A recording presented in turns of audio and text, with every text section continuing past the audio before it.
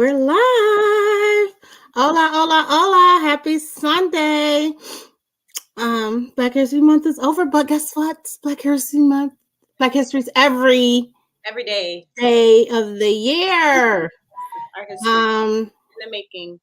I hope all is well with everyone. I'm Alberta, I'm Coffee. I'm Tiffany, I'm Cream. And together we are Queens of Conversation. Today we have a very special guest. We have the beautiful Hilda M. Jordan, who we're going to talk about our Black equity in the Black community. She's going to give us some great insight on some things that she's working on in the community of Utica, New York. We'll bring her on in just a second. I hope you all was able to partake in our last week's conversation where we had our in-person brunch at HK Restaurant in Utica, New York. So what do you think? How'd it go, Cream? I feel, I feel that the quality of the conversations, the content of the conversations surpassed my expectations.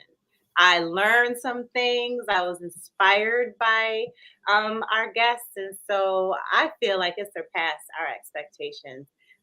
As we prepare to do more of these type of events, in-person events, they will just continue to grow and flourish. But I had a good time. We laughed a lot, and I learned a lot. How about you? Shout out to the McKenzies. Yes. A couple with the wisdom. They've been married 30 plus years. They always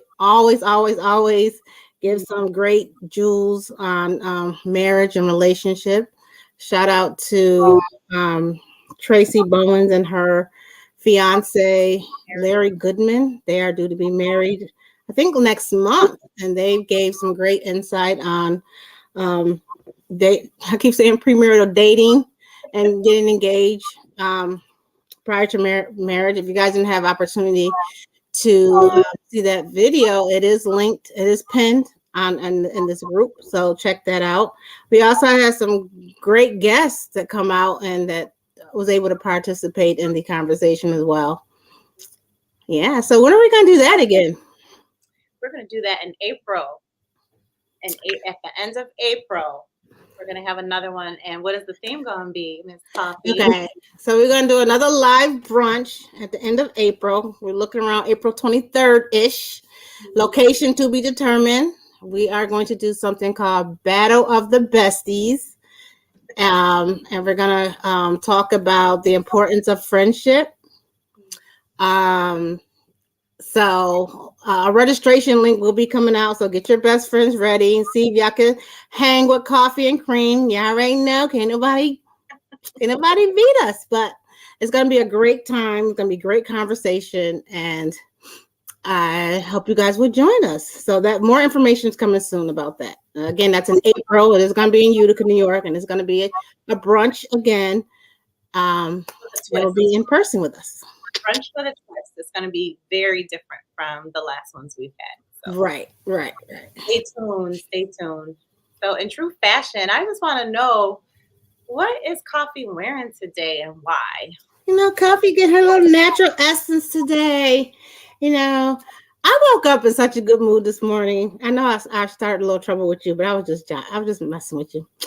Yeah, I had reconnected with a childhood friend, and we spent like 2 hours on the phone talking about life, liberty, and the pursuit of happiness. And it touched my spirit because this was an individual who I have deep love for, and I used to babysit him and take him out, to allow him to be a little kid sometime. And just to see where he is today, I'm so proud of him. He has inspired me. His story has inspired me. He has grew up in foster care and things of that nature. And everybody know I'm interested in becoming a foster parent. And he, told me the pros and cons and gave me some encouragement on what to expect when doing foster care. So we're going to have him on the show soon. And definitely talk more about the process of foster care and really the emotional, mental, financial, and maybe for some even physical preparation that is going to be needed to embark on such a heart journey with a child. So Yes, he definitely lift my spirits. He encouraged my. This is my. I don't want to say Black Panther, but I woke up feeling real empowered. How about that? I felt real empowered. He even encouraged Coffee and Cream to do what? What are we gonna do? what are we gonna do? We're gonna walk. We're gonna walk. We're gonna walk / run the Boilermaker together. Yes, we're gonna be registering for the Boilermaker. We're gonna walk. We're not running. You can run. But yes, I'll be ready. He definitely inspired that. So whew, you gotta see how that's gonna turn out. But we gotta start training for that. So I'm excited. Yes. And for me, I've been doing some soul searching on some of the things that I'm doing and where I'm going as far as business goes and things of that nature. So for me, my look is I'm comfortable today. I'm just ready for a Sunday, just cool down. Had a very busy week, but some of the things that were on my mind today, I'm actually wearing the T-shirt that that you created for your sister Sabrina. And it's got an H on it, and it says, put an H on your chest and handle it. So I got that on as a T-shirt, and then in the back, Coffee, read that in the back. Blessed by God, spoiled by my husband, and protected by both. That's my I know that's right. That's my sentiment. I'm walking in faith, and I'm putting the H on my chest, and I'm gonna handle everything that comes my way. I'm looking forward to the growth and the connections that I'm going to have in 2023. So that's just where we are. We got our coffee. Where's your coffee? Cream. Coffee. Well, I actually have tea, but coffee. See, look, see these pearly whites? I can't drink coffee because I got my teeth white. I'm soon. Listen, you talk about the conversations about teeth whitening. I tell you what. I'm ready to embark on this one. I don't know. That was a process. I'm not gonna lie. It was a process, but I'm glad I did it. It's just some cheese and like, bling. I'm gonna show. This is my before. I'll show my after. It's before. It's after. Right. Hey. But without further ado, are we ready for Miss the beautiful, the accomplished Hilda M. Jordan? Thank you so much. Welcome. How are you? I am good. I am just loving all of this energy. Thank you so much for that. Just one intro. No, literally, I'm like overflowing already. I'm like, we just getting started, Hilda. Relax. I know. Just radiates a room. You could feel your energy just from. I mean, and you've always been there since the first time I met you, and I didn't know you as a young girl. So I get to meet you in your in your womanhood, but I could only imagine just just how you were as a young girl growing up. I would love to hear more about that, but I feel like I just jumped in because you're just so cute. But let me go ahead, as in true fashion. Let me read Miss Hilda's bio. So Hilda M. Jordan is the Afro-Latina founder of HMJ Consulting, a social equity consulting and training firm delivering leadership, diversity, equity, and inclusion services out of Utica, New York. HMJ Consulting Social Equity works to make sure everyone eats. And EATS is an acronym for Empowered with Access and Tools to Succeed through Anti-Racist and Anti-Oppressive Educational Events, Network, and Access Building and Process Innovation. Hilda graduated salutatorian, number 2 of 670 plus students from Proctor High School in 2015, and cum laude, did I pronounce that right? Yes, from Harvard University with a degree in philosophy and African American studies in 2019 as a FITCI fellow Awarded for excellence in character and leadership to one woman of the class, and a Rockefeller Fellow awarded for international study of cultural and race relations in Panama through dance. Hilda is a community servant with more than half a decade of professional equity advancing experience across schools, workplaces, and organizations in more than 13 countries. She returned home to Utica in 2022 after buying her mother a home in 2021, already building wealth. To advance, that's right, we're going to talk about that more. We're going to talk more about that too. To advance local community equity and was awarded the local NAACP Freedom Award in 2022 for promoting diversity, social equity, and empowerment. You can plug into her work at hmjequityconsulting.com. Thank you, Miss Hilda. Thank you for that, for reading the whole bio. I couldn't stop. I was like, I have to say everything. It's just it's good stuff there. Thank you. I'm learning how to accept more of my flowers. And even when I'm writing my bios, I'm like, okay, what do I include? How do I shape this? Because there's so many parts to my story. And I think as a Black woman, like we can all relate to being just multifaceted, multi-hyphenate kind of individuals.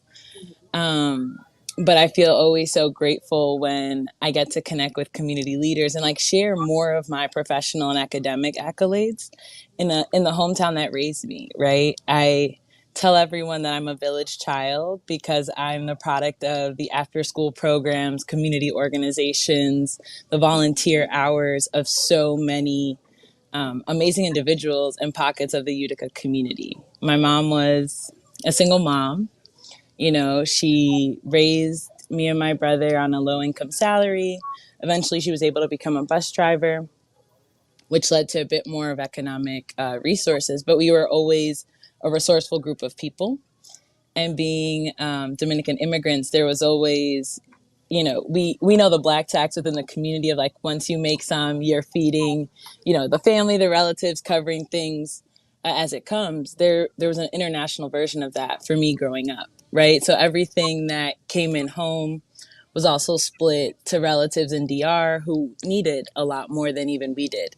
So I grew up with this kind of equity and collective mindset. And that's actually where the framework of like equity eats also come from, right? Because as a kid, my mom used to say, donde comen uno, comen dos, y tres, y cuatro, right? Where one person eats, so there can eat two and three and four, right? Like it's the same thing as you go to the corner store and you break that zebra cake in half between you and your friend, even though you only have $1, right? And that kind of collective mindset is really what raised me and helped me be successful, and how I think equity work calls us to work together. So coming back home, I really am working to connect the different resources that helped me, show students that there is a pathway in spite of a lot of the obstacles and even the statistics that our city holds for us, right? And to make it a bit easier to navigate those pathways based on my experience and my expertise. Great. So, let me ask you this, because I know what equity is, right? But can you explain what is equity and why is it important to the Black community? Absolutely. No, that's such a good question. I study philosophy, so terms and definitions are very important, and I'm glad you asked. The difference, like equity, is really about developing a state of fairness and recognizing that there are different sets of barriers, knowledges, and resources that are available to different communities. And that in order to create a more sustainable outcome, right? One where everyone can really thrive, because the goal of equity is to make sure that everyone can be as good as possible. We need to recognize those differences and ultimately build such that those who have more can give and do more and meet the needs of those who have less. So when I think about equity work, right, it's different than equality. because it's not that everybody gets the same thing, but it's like, hey, we want to bring everybody to as close to the same outcomes of safety, of health, of wealth, of power as possible. So what we need to do is different for these different communities because of the history. So when we look at Black people in the United States and the particular history of slavery, of racism, that has literally been designed into the very fabric of our country, it's critical to do equity work, right? When we look at our communities, when we look at the things like the racial wealth gap, racial education gap, these aren't just things that happen, right? These are things that literally have been byproducts of racist designs. And I say that because what it means to have a racist design is one where you can neglect the negative impact and the devastation that's going to happen to a group of people because of their skin color, because of where they come from, or because of their roots. And that's what we see throughout the entire country and also in places like Utica, where, quite frankly, the school district does had, when I was graduating, had a 50% graduation rate for Black students in the city, right? 1 in 2 students did not graduate high school. And for me, when I look at it, I'm like, why is that? Well, it's because our community, where most of us live, right, there isn't access to healthy housing, there isn't access to healthy foods, there isn't resources for after school activities. Our parents are often struggling through economic against economic exploitation. I can go off. As you can tell, this is my thing. This is what I do. And the reason, and let me to bring it back because I'm go and lecture on you. This is what I provide in my workshops a lot of times. It's the fact that like this is a historical problem, right? We are living in the present now based on the decisions of the past, right? The reason that communities like Cornhill and West Utica aren't better developed, that we don't have better paved streets and roads, and that there aren't people with more money or greater property values rising, didn't just happen to work out that way, right? It didn't just happen, right? And maybe it did for the people at the table. They'll say, well, we weren't intentionally targeting them. No, but you were neglectfully, right, not considering them. And that's a part of the problem. So equity work for me is recognizing who's been neglected historically and who's always had to pay the consequences, right, of development for everyone else. And how do we change that? How do we make it so that the folks who are who have been historically excluded can benefit from the most recent developments and innovations that are coming up, because that will make everything better for everyone. And so that's what I believe, like equity work makes everything better for everyone because it makes it best for the person who's last, right? And so if you're able to help that person who's suffering the most, that means that we're making the processes more empowering for everyone. They're more accessible for everyone, right? They're more transparent and transformative. So that helps everybody. And it helps specifically those who have been most historically left behind, which in the United States we know are Black Americans. Right. So you say having more resources. What are those resources and how do we gain access to them? So there's we can think of resources in 2 ways. One is like material resources, right? So literal like wealth funding, buildings like community centers, like spaces for activities. But then there's, I would say, like the human capital resource, right? That's like knowledge, information, relationships, connections, networks, right? And so we need to be able to think strategically about both when we're advancing equity. And I think the way that we build that, right, is twofold. One, when it comes to this personal material space, it looks like more of those community networking events that I put together, like the Black History Month mixer, right? It looks like people literally getting into a room and us talking with one another and getting organized about what we want to do. Who is it that we know that we can next introduce the next person to? And sharing this knowledge of our actual history of different processes. That first mixer brought together 50 people to just get us in the room. But I'm hoping to do some with specific like focus groups and targets. So for example, one being like educational equity. There's a whole formula to getting into colleges, right? I got into Harvard and I've coached students internationally to get into Georgetown, MIT, Brown, right? Like these great schools because there's a literal formula, right? When it comes to extracurricular activities, when it comes to telling your story, when it comes to leadership history that we don't know, right? If you're a first generation college student, you just don't know that. So if your parents didn't go to college, which happens very often, right, in a 50% graduation high school rate city, right? You don't know what you need to be doing or what you should be doing, right? So that knowledge gap is a huge process, right? But then let's think about the business. Now let's look at the business case for adults, right? There's educational equity, which I think is hugely knowledge based. People capital based, you know, this resource that we need are knowing, right? Who has the market access or who has the platform that we can get connected to, right? That's the entire process. That's the entire purpose of a chamber of commerce. But we know historically, right, that hasn't been a space to support either our businesses when we've joined, or it hasn't even been open to our businesses. One thing I want to work on is actually creating that kind of access, right? Like, what would it look like for Utica's economic business community to support our Black businesses, which we know exist, to support our platforms, to patronize and to give ad time and space to places like this, right? That material resource though only comes if we first build those like human relation resources, right? And like actually build bridges so that people can connect, so that people are learning, especially those who are empowered that are not skin folk or kinfolk, right? To understand our goals and to put resources behind that, right? Not to just come for a free one-off event, but to actually say, hey, I'm going to invest my money. I'm going to spend my money in this community as well. And so when it comes to that material equity, it's getting more dollars into our community. It's expanding our businesses. It's expanding also our nonprofit services and providers, right? We know that there's money in the nonprofit industry, right? Nonprofits, I don't mean to say it's a disclaimer, but people are getting paid, not us more often, right? Because we're not running very big multi-staff nonprofits, but we know of many that exist in the city, right? We know of many that run huge $100,000 grants. And the community foundation, locally, our big grant making engine, right, committed $10 million towards racial equity in our city nearly 3 years ago.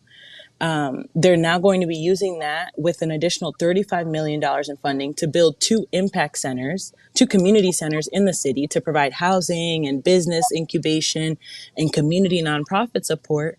But how many of us within our community actually are sitting at the table deciding who's going to be in there, navigating what those processes are, or even like within the public community aware that this is coming and getting ready for it to come? Right? Like that kind of like things are being done for us and in the name of equity for us, but it's not actually including us. And so for me, coming back, because I've gotten access to some of these tables, because I've been invited to be a part of some of these groups or to consult in this way or the third, I'm trying to take that information and make it public. Not just trying to, but I am, right? Like I'm bringing folks together to learn about this, to get your inputs. You know, I had folks complete this like really, it took like 20 minutes to complete the application. Thank you to Cream for doing the app. But I did that because I have these two really big projects coming up where I want to be able to support the ideas and dreams and the programs that the community is already leading in with these kind of, I don't want to say behind the door, but like these resources and these individuals who are looking to fund our communities and our initiatives. I'm looking to build those bridges so that eventually it doesn't have to it's not me as the waymaker, but there are actual pathways that facilitate that regularly. That's amazing. And I do know that the Community Foundation, as they are partnering with other, working together with those stakeholders and the people who are looking forward to those projects coming to fruition, they do have a navigator position that's been posted on Indeed, basically to say exactly what you said, because the onus I feel like is it's a little difficult for the Community Foundation or the City of Utica or all these other nonprofits to fit the mold and fit the need that's needed, right, to get these projects, continue with full momentum to for completion is what I'm trying to say. So I know that navigator position hits on every single thing that you just said, and also they are looking for black Local, yeah. to to um, to be in these positions so that we are sitting at the table and actually implementing and bringing our energy, our passion, and our ideas to our people. So I got a question. So based on your research and your kind of feel like you're kind of like even though you're younger than us, like you're like you have fresh eyes on the situation in Utica. What are the major roadblocks you think that has been the main issue with us? Yeah. Especially That- from your perspective. That's really, really good. I think I have to quote Sister Freddie Hamilton with this term. She used the term knowledge desert. And I was like, ooh, that's good, right? Because you've heard of like a food desert before where there isn't like a grocery store anywhere really in the neighborhood like that? I think that our community similarly suffers from like a lack of centralization of like where we actually learn or post about things that are going on and about different opportunities. So this is one internally, right? And I say this as a barrier because sometimes, I may know something that can help somebody that Coffee, right? But if I don't know that person or they're not friends with me on Facebook, I have no way of getting them that information. What hopefully needs to happen is that you see that I make the right post, that you see, that then you remember that that friend has that need and you share it with them. And hopefully they get it early enough before the application time. Right. It's this very kind of, you got to be lucky at the right time in the right moment to even know about the access point of something that should have been general knowledge. And I say that not just internally to our community, but the ways in which we have been historically excluded from a lot of the social opportunity, like the actual spaces, like community spaces, and where deals are being made, where jobs are being held, like real high position careers and decisions are being made, so I think not having a centralizing knowledge base or even like community center, right? Let's call it a community center. Let's call it like there isn't a space where you can go and say, hey, I'm a new black person in Utica. Where do I go? I don't know. Like, where do you go? Right? Like, who do you add on Facebook? Hopefully you find someone at the grocery store, or maybe you were able to Google the NAACP, right? But there isn't, I think there isn't one major organization or one major like place to get connected. Right. And I think that connectivity is not something new to our city, right? It's something that happens in a lot of places, but that I think I've noticed as a big major issue because it becomes kind of like a turf war, right? So that's one. I think the other one is like, honestly, the lack of pathways to high paying, like early career jobs here. I think that as a college graduate, it can be really hard to even try and come back home. Like a lot of people don't want to come back home, right? Like when I graduated, my mom was like, "Girl, like, what are you doing? Like, you don't have to be here," right? And it was something because she didn't want me to feel like I'd gotten stuck. And I think within the community, there can be this kind of, there's this barrier of you don't actually see a career for yourself here if you're starting off your career, right? Like as a college student, as a young entrepreneur, I spent my first year of business doing business outside of the city of Utica for the most part, right? Because I was still kind of proving myself, I think, in different ways. And people were trying to see, like, can she really do this, right? Like, even though I had this Harvard degree and I had all of these credentials and experiences, there still wasn't a real career path for me. Like I literally had to make my own business.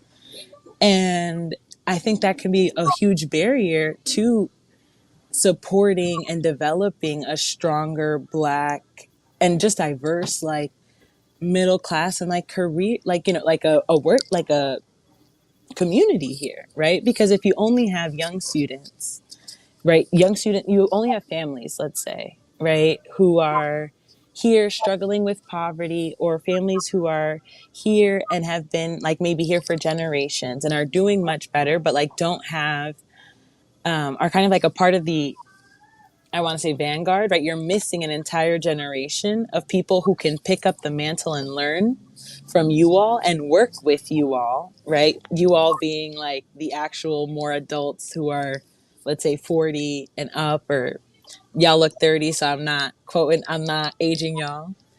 Because you know, Black don't crack. But I mean this, like I think one of the barriers is like we don't have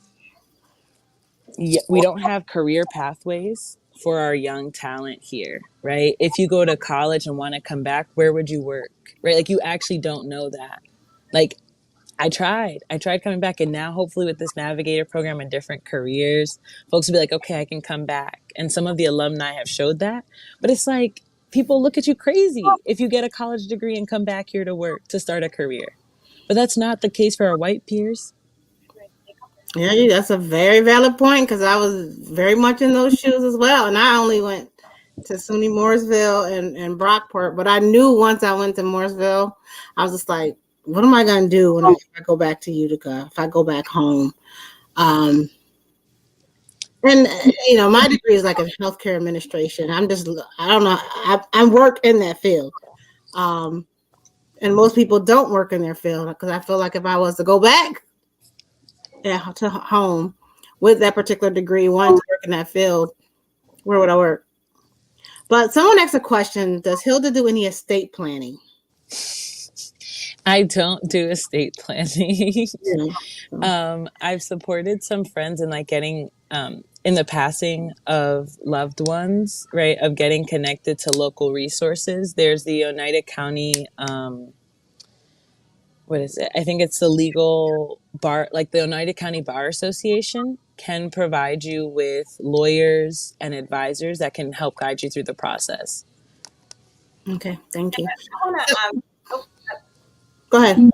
questions really quick, or a statement.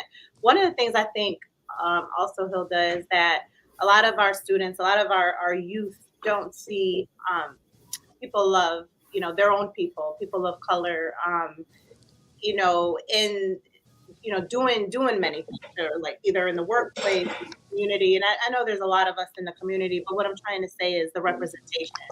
So, you know, as a kid, you know, you meet someone, or you hear someone speak, and you're like, oh, wow. I want to be like them when I grow up, or I want to, you know, somehow you're connected and you feel empowered, even as a little kid, to do something, or dream big, should I say.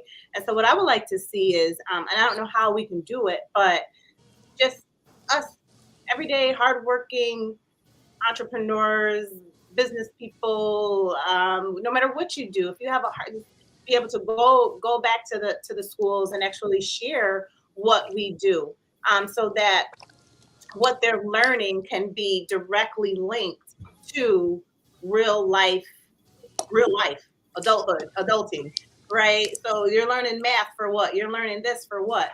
But you know, to be able to, and I heard that things are going to be that other you know, people are looking into this. So making education, it's more real life scenarios and experiences, so that when they graduate, they could just get right into, you know, doing what they want to do. But you get what I'm saying. Yeah. I really would. I would love to go and talk to some students about real estate, or about you know, home ownership, how it builds wealth, and not only that, but you know, how did I even get here? You know, and what does it mean to pay my taxes? What does it mean to be an LLC, and you know, all those things. And so something as simple as that. us just going back and giving back to our youth. So I would love to talk to you about that I, now or offline to see if we could do something along those no, I love this, and I'm like, please keep that same energy because I'm gonna be calling on you. All right. So you just gave me 3 different workshops. So just know I'm gonna need at least 3 different dates. lines.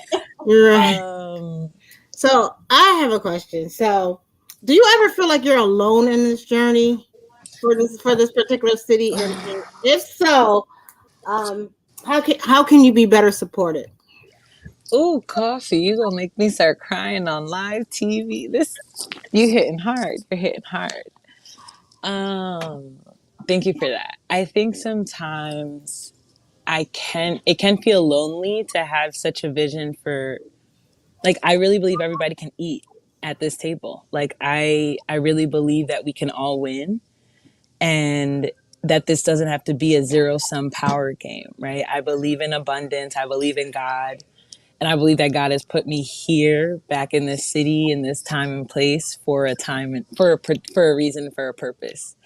So although I can feel alone, I know that I'm never alone and that I'm on mission and on goal. Okay, okay, So God put that on my spirit. He's like, just know, I'm here. right. I'm always, he's always there. But that said, I think it can feel lonely because I recognize that being a leader means that at all times I am a role model. Being a CEO, right? Like at all times, like I'm representing my company, I'm representing the mission, right? And I believe that justice is what love looks like in public, and that equity makes sure everybody eats. So that means that at all times, I'm moving in that way. So it can feel like I'm not, like, it can feel like Hilda's becoming a brand as opposed to Hilda the person, which can feel a little lonely.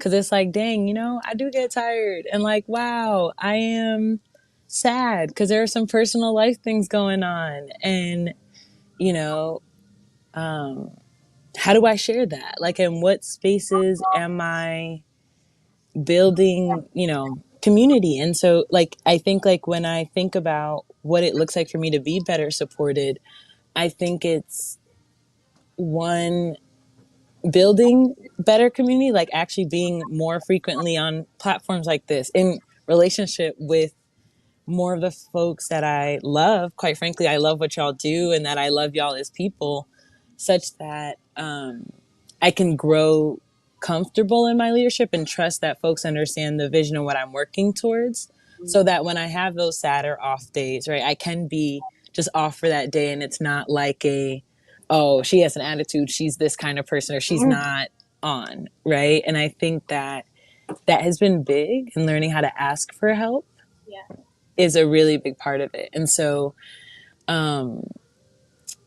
what I hope to do, and what I'm hoping, oh, sorry, I'll say that what I hope is that we can build something where, Utica's rate, like Utica's equity progress, is a community led initiative, right? It's not Hilda leading the community. It is, all right, Hilda gathered a bunch of people from the community who are all doing great things, and we've now started to organize ourselves towards this same vision and goal. And that, to me, is what would feel like, okay, it's not just, I'm not out here trying to lead everything, doing it myself, because I'm not, right? Like, I really want to do this with us, so that if anything, God forbid, happens to me, it doesn't end with me either. That makes sense. That makes sense. So I know you said programs and education. And I don't what I want to say, where do we start, right? And I know where we start. We do start with education and all those type things, but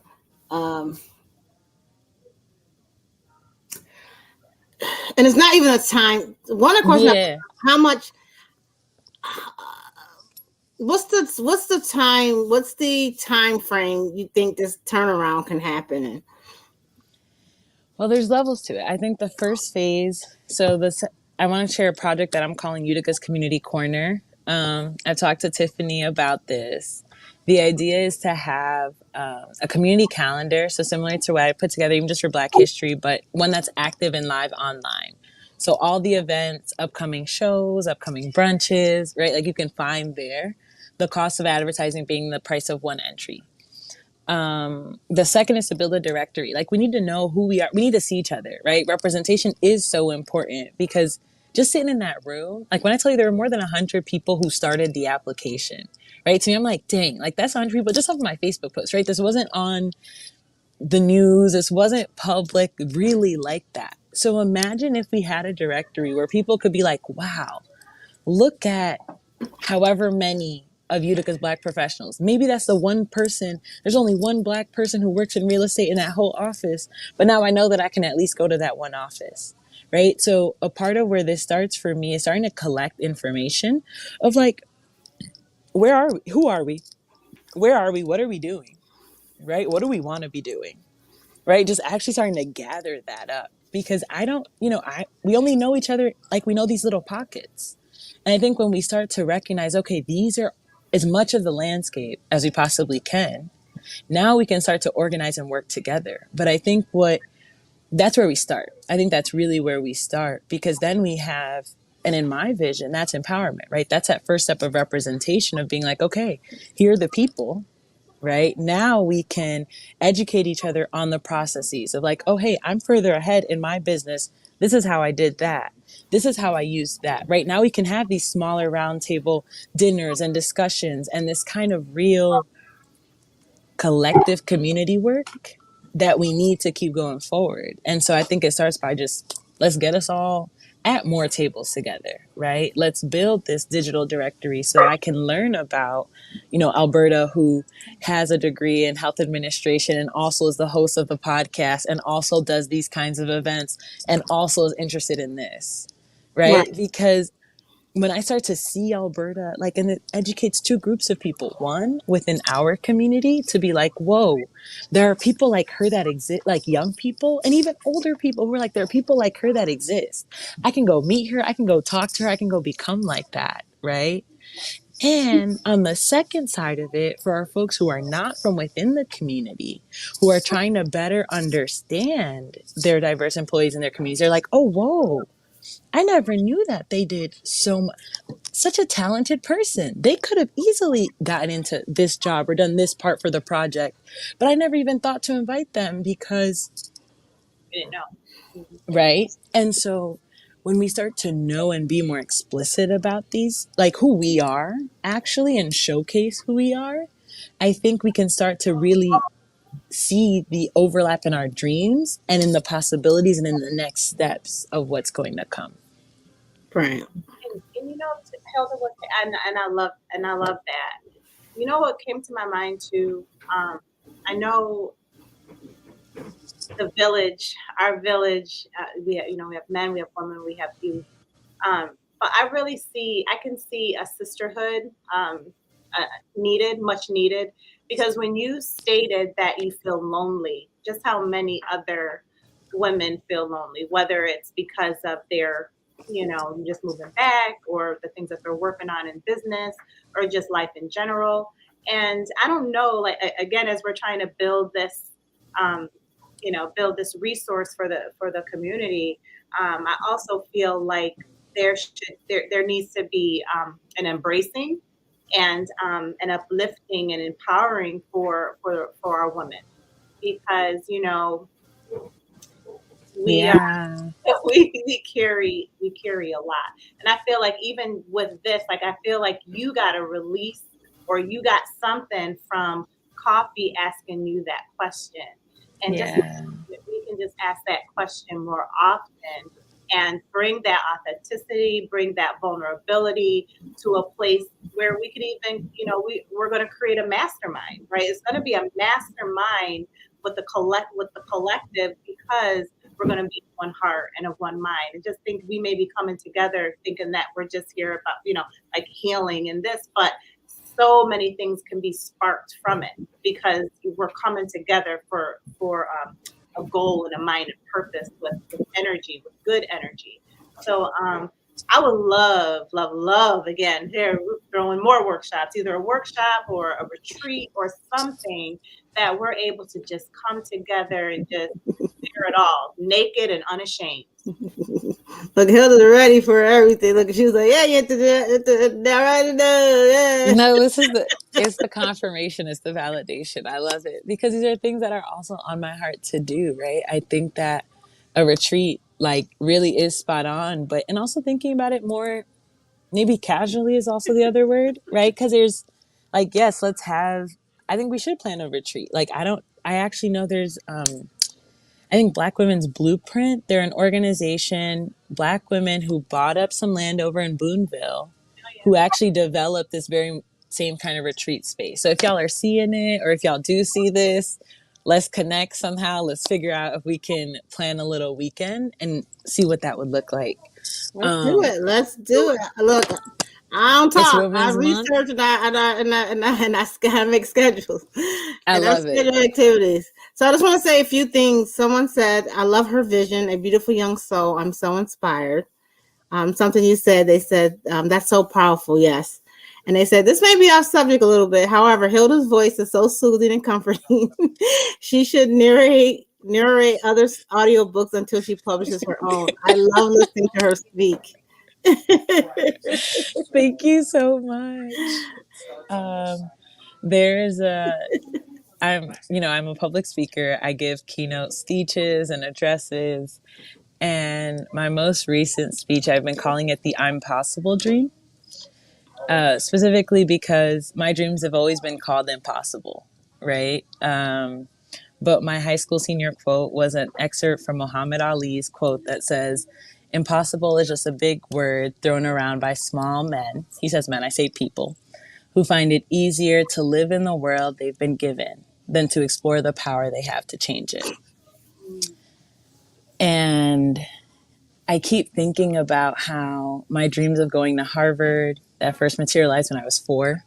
Like God, when I tell y'all God has had purpose in my life, that was impossible, right? Like single, mom's a single mom, born in New York City. I'm living with, it's like 3 families in a 3-bedroom, 1-bath apartment, right? We're like poor, like very poor.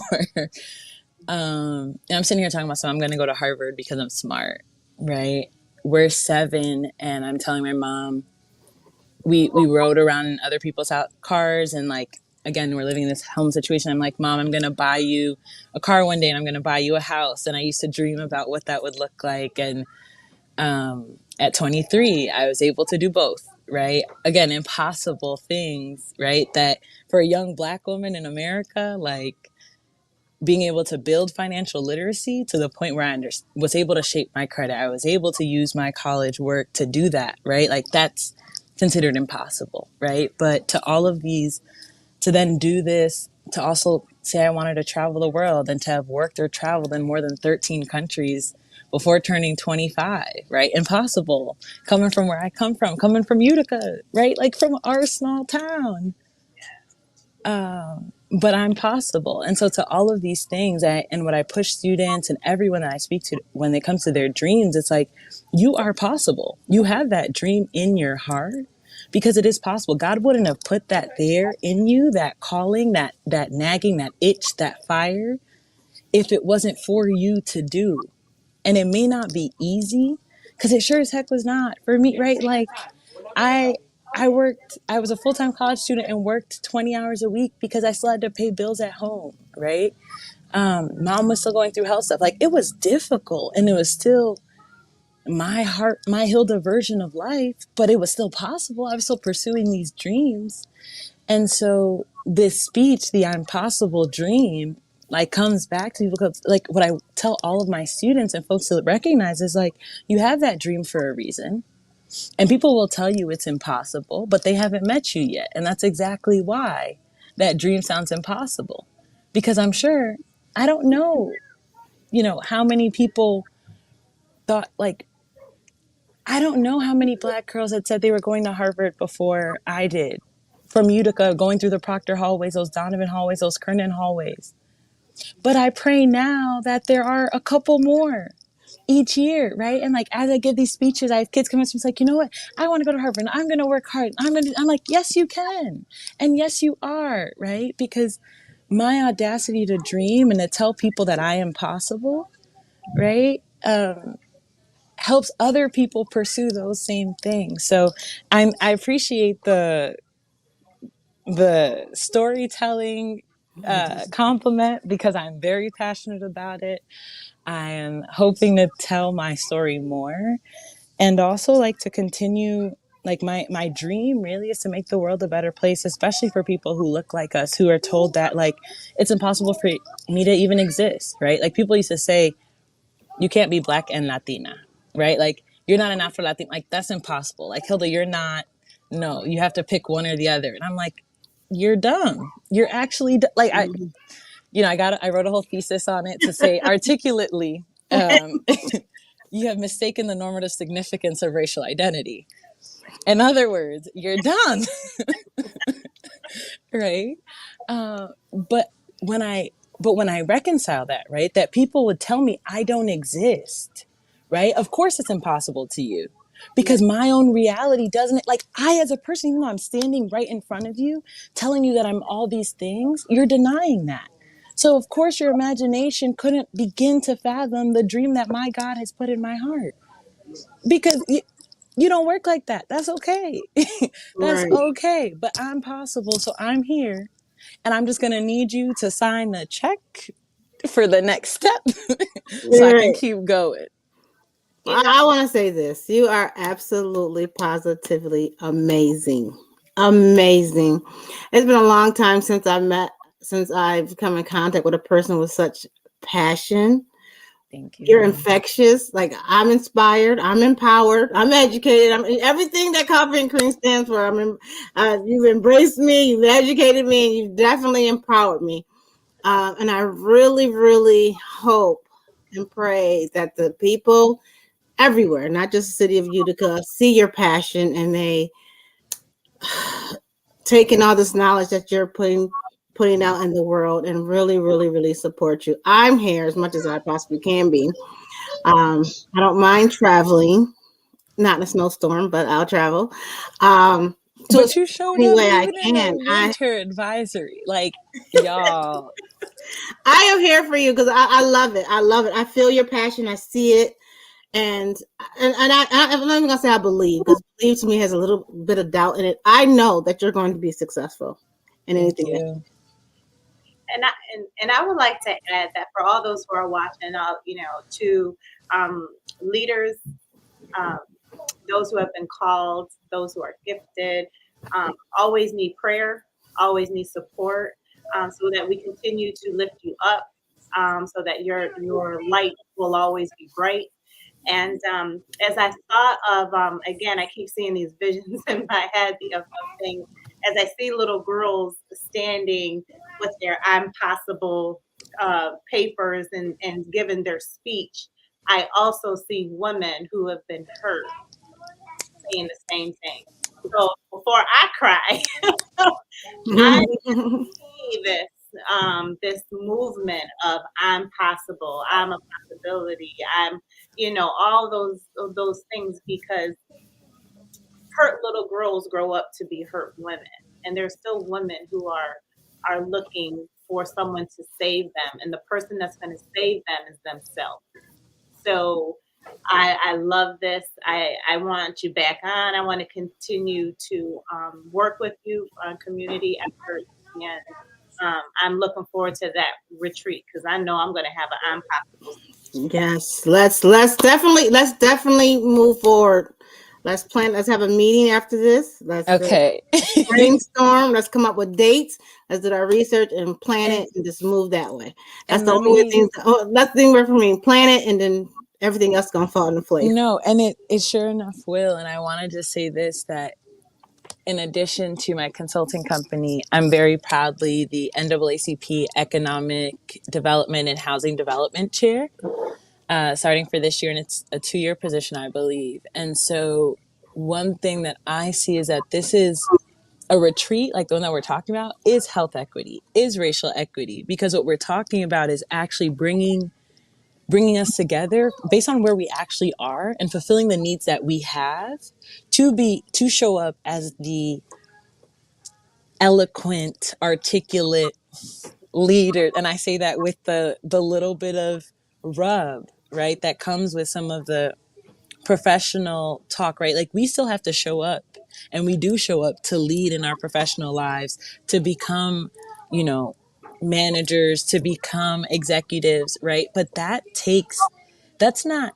sometimes I feel at least it can be in spite of what I have going on in my real life, right? Like I'm professionally successful, but it's almost leaving the weight of being myself and my personal family life sometimes at the door, but then also a Black woman coming into this space and having to deal with the second guessing, the little comments, the side looks, the extra scrutiny, right? Like, but pretending that I don't see or feel any of that, because it still has to get done. And I still am the leader that is so capable that I can do all of my work while still getting a million and one cuts, right? And I think all of that load of how we process through that, of how we build through that, is what like is a part of the equity work that's necessary, right? Like that soul work, that making sure we're good psychologically in our mental health and our emotional health is necessary to all of our economic development, our professional development, our home development, our cultural development,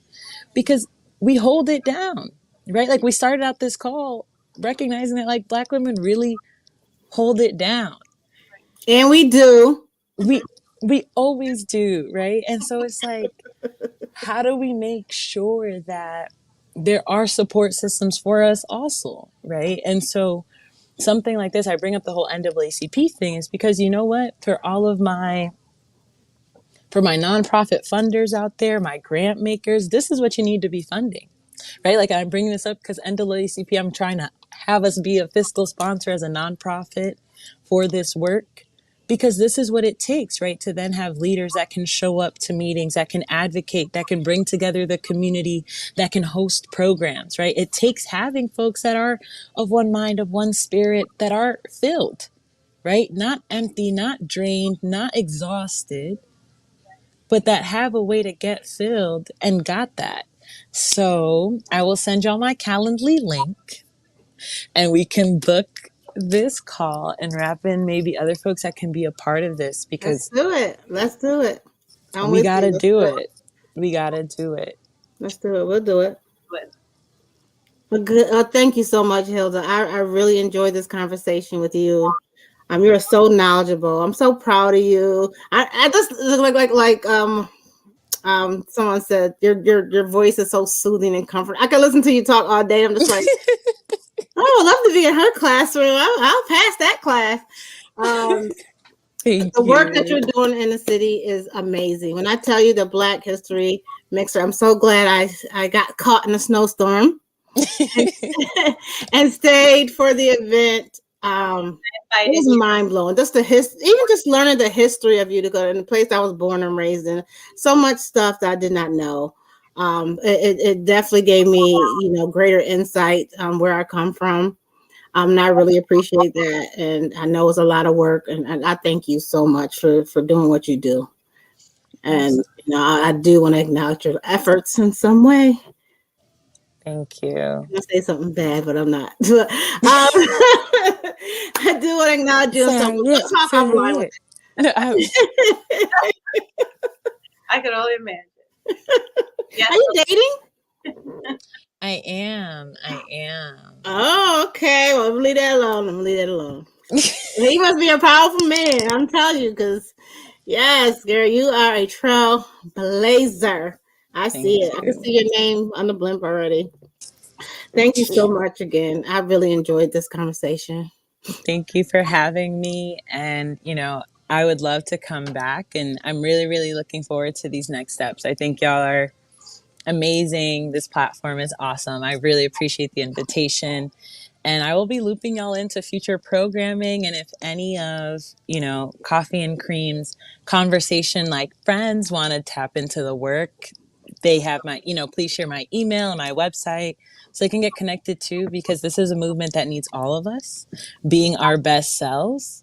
And so that requires all of us, literally all of us. So as many of us who want to get connected can like send me a message, send me an email.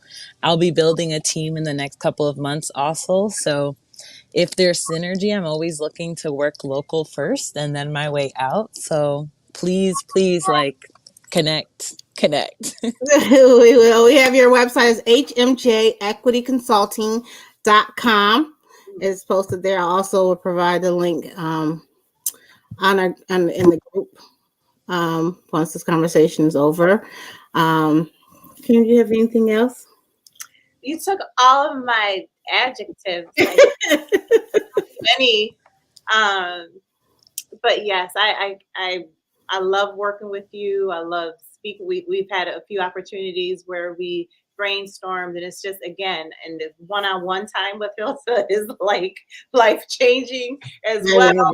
So I look forward to working with you again, just keeping you lifted up in prayer and just lifted. I'm a phone call away if you need anything. Thank you. Just have that quiet space, that vulnerable space that you may need. I'm here for you. So again, thank you for coming on our show, being on our show, and I look forward to many more things with you. Thank you. And once again, coming up, we will be having some discussions about the LGBTQ plus community with one of my dear friends, Mr. Trey Griffin. And we're also going to talk about the foster care home. We're going to talk about have an individual who's been through the process, and we're going to talk about someone who's actually who's a foster parent now. And of course, I'm interested in being a foster parent, so we're going to have those type of conversations. And don't forget, Battle of the Besties. Get your best friends coming end of April. Let's see who can hang with Coffee and Cream. How long have y'all been friends? Can I ask? It's not our age, but over 40 years. Over 40 years. 40 years. I can't believe it. Damn. I thought I was like 25. Girl, it's okay. It's just 25 and plus 20. It works. I like the math. Over 40 years, yeah. That's beautiful. Like, she's God so bless. lucky to have me. She's so lucky to have me. It's funny though. We were just talking about friendships today. I know we're over our time. We never like to go over our time, but I just want to share, like, for this woman in my life, this coffee in my life is like, boy, I tell you, what we get from her daily, us as friends. But I do want to say, like, as far as friendship goes, she's like the wind beneath my wings, right? She's my protector. Like she's will hurt someone over me. You know what I'm saying? But she also, there's times when I didn't have a voice. All I had was tears, and she was my voice. and just so I can't stand her. You don't have, it's rare. So I do. I love her, and I love you too. Y'all are incredible. I will literally buy a ticket just to watch y'all go off at this. We have our what do you call her? Our Mocha Polka as well. She's she helps with our comments, keeping the comment section going. She's part of the added ingredient as well. She's on there. Okay, yeah, she's on there. Yeah, I think we get each other. I think that's the key. We accept each other for who we are. Because I'm here. I'm like this. I got like 5 different personalities. I think Tiffany knows every single last one of them. And she's accepting them. I'm like, okay, wait, who are you today? Okay. I didn't know who I'm dealing with. But we'll talk about that in April, because we're going to talk about friendship and the importance of it. And we're going to have some fun games and things called Battle of the Besties. Because Franklin, a.k.a. Bourbon, think that his friendship is better than ours, and we already know that's not. So get your boys together so we can see who's going to get this trophy. Yeah. A little trophy. Thank you guys again I love it. for tuning in to Coffee and Cream, Queens of Conversation. Have a blessed day.